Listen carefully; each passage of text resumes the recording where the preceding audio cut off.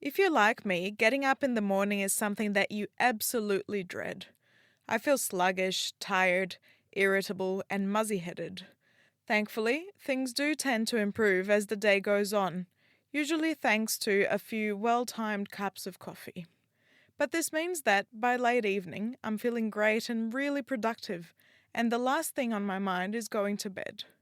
So, predictably, I don't end up hitting the sack until the early hours, and then the whole sorry cycle repeats itself day after day. I know that I'm doing this, so why can't I stop? The answer's probably got a lot to do with the genes that influence my body clock. And thanks to Exeter University's Samuel Jones, we now know there are over 300 of them.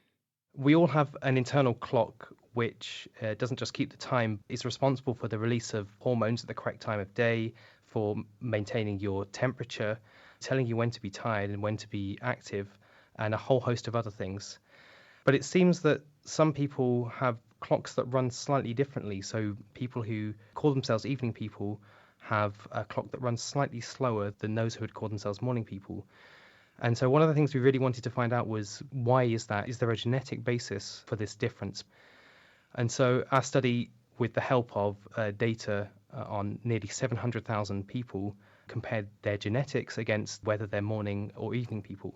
That's a huge number of people, 700,000. How did you possibly access that many people's genetic information? Thanks to studies, really. One is the UK Biobank study, which is an absolutely fantastic resource. This is a study on 500,000 people in the UK. Lots of information was collected on them about their medical history, but also things like sleep preferences, and blood samples are taken so that alongside all of these interesting measures, we had genetics as well.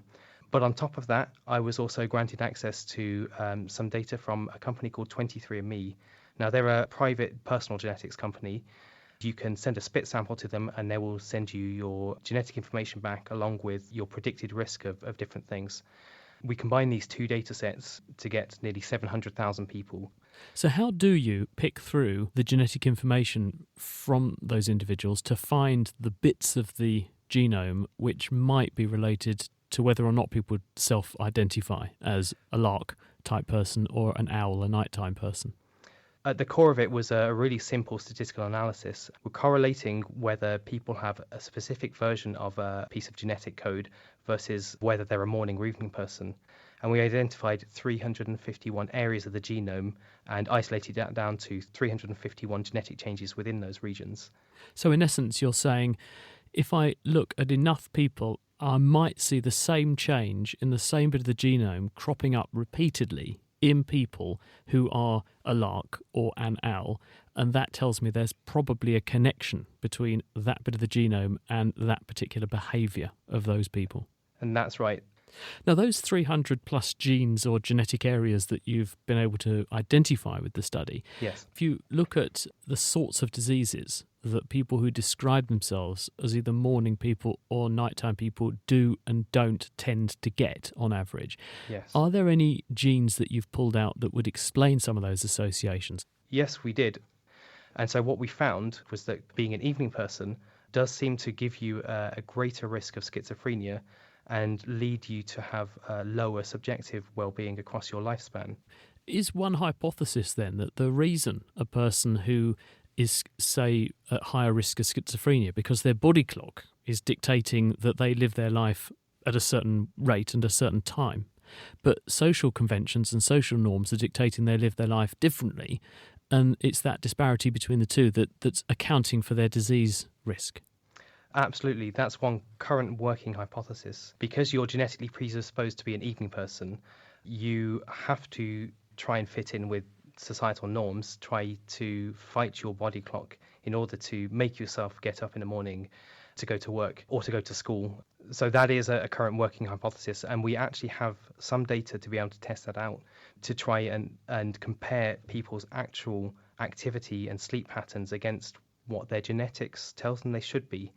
And so we can look at the people who have a disparity between the two to try and see if they're at a greater risk of obesity and schizophrenia and the various other diseases of being an evening person. And why does now having 300 plus regions of the genome associated with body clocks actually move us forward? So on a fundamental level, it really pushes our knowledge forward on the body clock and how the body clock works and why some people have a different body clock.